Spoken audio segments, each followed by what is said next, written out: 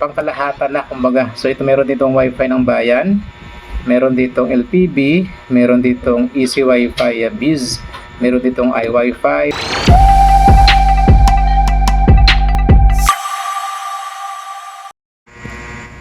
So welcome dito sa ating panibagong video. Meron pala tayo ditong custom board. May nag-PM sa atin at natanong kung paano daw ba ito gamitin sa PC Wi-Fi. Ano daw ba yung mga connections dito kasi marami. Ayan. Okay, so alamin natin kung paano ba natin to gamitin, no? Alamin natin yung mga connections na meron dito. Kaya symbol natin itong ating mga components. Yan, gamit itong custom board na to. So tamang-tama, meron tayo at yan ang ating alamin mga ka-IT. So nauna, alamin muna natin, no, kung ano yung mga connections nito para saan yan. So nauna dito tayo, ito para ito sa ating adapter, no, kung tayo ay merong adapter type, kumbaga yung mga katulad nito. Tsaka ito naman yung isa ay input din to para sa supply, no, 12 volts input. Yan, merong makikitang positive saka negative. Pag kayo ay gumagamit ng halimbawa ng centralized na power supply, so dito kayo. Then next ito naman ang para sa yan sa mga GPIO settings. Kung hindi gumana yung default ay pwede kayong mag-on dito, tsaka i-change nyo to sa GPIO settings din sa portal mismo. Ganun dito sa isa. And then ito naman para ito sa dito sa baba, night light. Pag tayo ay gagamit dyan ng mga additional na ilaw-ilaw, so dito tayo connect. And then next, itong sa baba, ito naman yung para sa coin slot. Ayan ang kanyang label, coin slot. So ground, coin, saka 12 volts. Ito naman yung 6, para ito sa bill acceptor. Yan, meron dito nakalagay na bill pin. Okay, at nandito yung mga indicator or indications para sa kanyang color coding.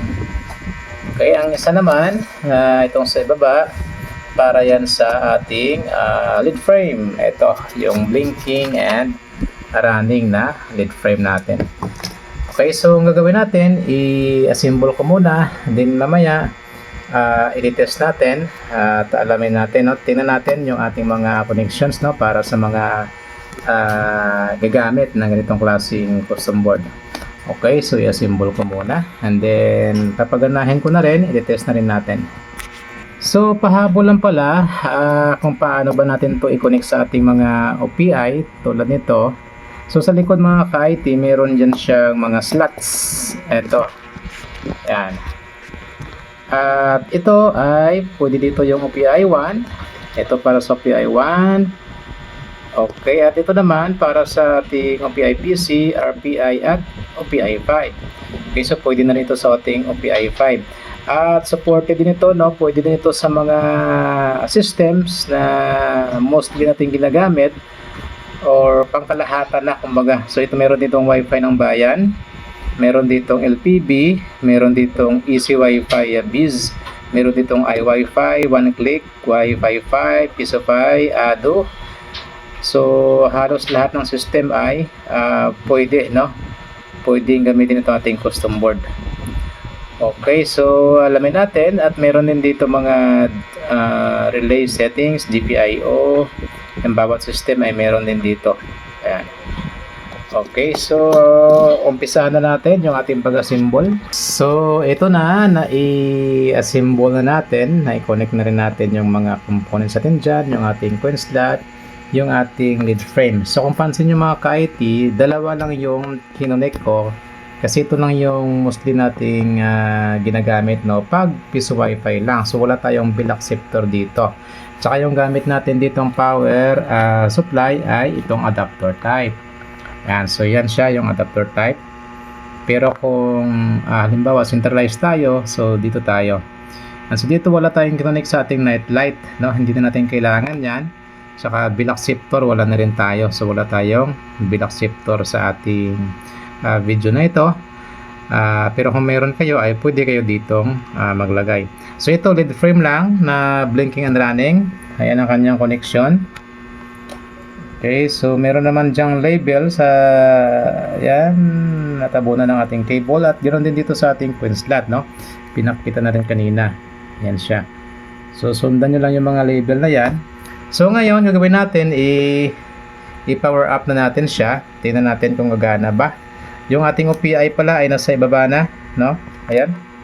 Yung board na to ay isalpak mo lang siya, no? Yung slot niya, salpak mo lang sa mga pins ng ating OPI. Ito, kung makita natin sa kabila, ayan. Okay, ito yung pins ng ating OPI. So, salpak nyo lang. Yung isa, hindi yan salpak kasi pang ano yan, no? Pang OPI, PC, RPI, tsaka OPI 5. So, ito yung OPI 1 natin. Okay. So, ngayon, i-power on na natin. Yan. Saksak ko lang dito yung ating adapter. Ayun, no?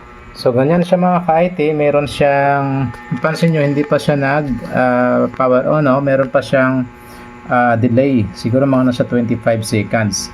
Meron din siya ditong bypass power. Ibig sabihin, pag ayaw nating ito yan. Pag ayaw nating antayin yung kanyang power on delay ay pwede nating pinutin to.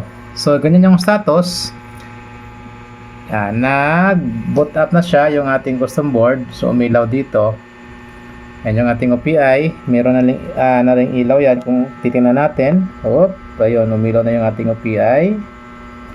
Okay. At yung ating lead frame, ayan. So, pag starting pa lang or booting yung ating system, ganito yung status ng ating lead frame, no? So, mamaya, pag totally booted up na, ay mag-iiba ito, no? Magiging running mode siya. Okay, so yung ating OPI, ayan, gumagana na rin ang kanyang LAN port. Ayun, so umiba na ang ating lead frame. So, kung pansin nyo, running na lang siya. At yung ating coin slot ay yan. So, hindi rin ako na ng video. So, nag-off na rin yung ating coin slot. So, mamaya ay makita natin yan, no? Pag nag-test tayo ng connect or mag-insert coin tayo. So, ready na itong mga ka-IT. Gagawin natin, kukonect tayo dito, no? Sa ating isang cellphone. So, naka-USB to LAN pala tayo dito. At ito yung ating gamit kong fast. So, connect tayo dito. So, meron tayong isang cellphone. Dito tayo para makita natin. Open na natin yung ating Wi-Fi settings. Yung ating access point. So, compass lang muna, no? Hindi na natin nilagyan ng SSID or iniba yung ating SSID. Ayun. So, nag-pop up na yung ating portal. So, PCPi po yung ating gamit. So, mag-insert coin tayo. And then, observe natin yung ating coin slot.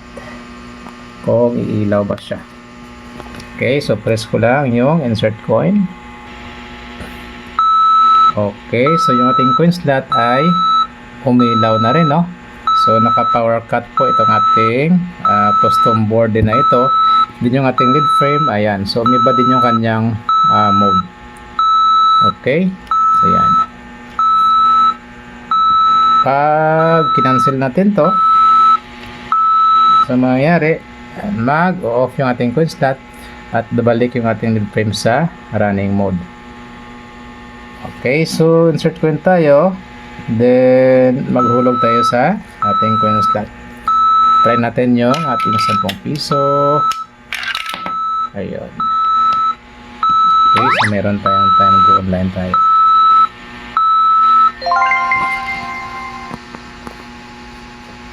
Okay, connected na.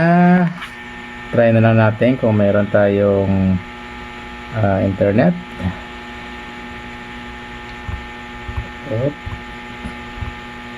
Yan. Okay, refresh natin. Alright. So, search natin yung ating channel. Ayun. So, mayroon nga mga ka-IT. Okay. So, yun lang mga ka-IT kung paano ba natin gamitin itong custom board na ito. So, napakasimple lang. Yung kinunay ko dito ay coin slot lang, tsaka yung ating lead frame, no? Tsaka yung ating USB to LAN. So yung OPI natin, so andyan siya sa ibaba kasi nakasalpak lang yung ating custom board, no? Meron siyang slot. Alright, so sa mga nagtanong sa atin ay ganito po yung ating gagawin, no? Sundan nyo lang yung ating video kung paano nga ba gamitin itong custom board na ito. Alright, so sa mga bago dyan ay huwag natin kalimutan mag-like and mag-subscribe dito sa ating channel. And of course, sa mga nais yun umorder pala ng Peace Wi-Fi sa atin, so mayroon tayong available mga ka-IT. So ito, i-build natin yan, panibagong order sa atin. Ayan. Okay, so available sa atin mga parts, PM lang kayo sa ating page, ka-IT Peace Wi-Fi.